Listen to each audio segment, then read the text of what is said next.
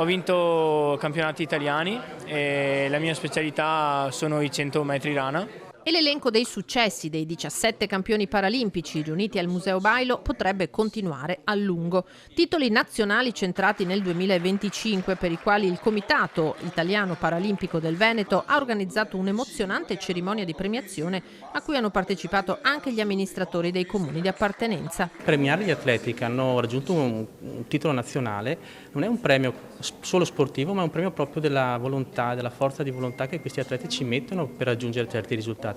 Ma questo ci deve servire per invogliare tanti ragazzi e ragazze che ancora sono a casa oggi ed è un importante compito che dobbiamo svolgere con gli enti locali, con i comuni, ma anche con le province e soprattutto con la regione. In Veneto il 9% dei disabili non pratica discipline sportive, da qui l'impegno proprio della regione con il piano dello sport. Questi sono fondi che verranno declinati attraverso dei bandi che permetteranno alle società sportive di partecipare non solo legato alla parte delle loro manifestazioni, ma anche a tutta quella che è l'attività propedeutica, che si intreccerà anche con la parte del sociale per poterlo fare anche nelle strutture per anziani, le strutture per disabili e le strutture per minori. E infatti negli ultimi anni qualcosa inizia a muoversi anche come visibilità della realtà paralimpica. Nell'ultimo anno e mezzo sono nate anche nuove società e il movimento sta crescendo, vuol dire che c'è comunque un buon fermento positivo, che gli atleti finalmente riescono ad avvicinarsi più spesso, le persone con disabilità ad avvicinarsi più spesso all'attività sportiva, e che le società stanno investendo in questo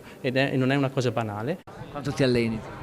Per adesso 5 volte a settimana in acqua e 2 volte a settimana a palestra. Si riesce a fare anche dell'altro comunque, a studiare, a fare dell'altro? Sì, riesco a studiare quello che devo fare per scuola e sì, riesco, cioè è molto impegnativo, però ci riesco, sì. Tutti dobbiamo avere la possibilità di poter fare lo sport perché fa bene non solo fisicamente ma anche per fare gruppo, per la socializzazione. Prima tappa del road show sostenuto da Centro Marca Banca e Ascopiave, che nei prossimi mesi raggiungerà tutte le province del Veneto. Il 1° giugno Rosolina, poi Belluno il 6 e Verona il 20 giugno. Io mi ispiro sempre ad Alex Zanardi, i limiti come le paure sono spesso solo un'illusione. Noi dobbiamo andare avanti in questo processo in cui non esiste differenza tra atleta olimpico o paraolimpico, esiste solo l'atleta, e qui abbiamo avuto dei ragazzi bravissimi che hanno superato i loro limiti.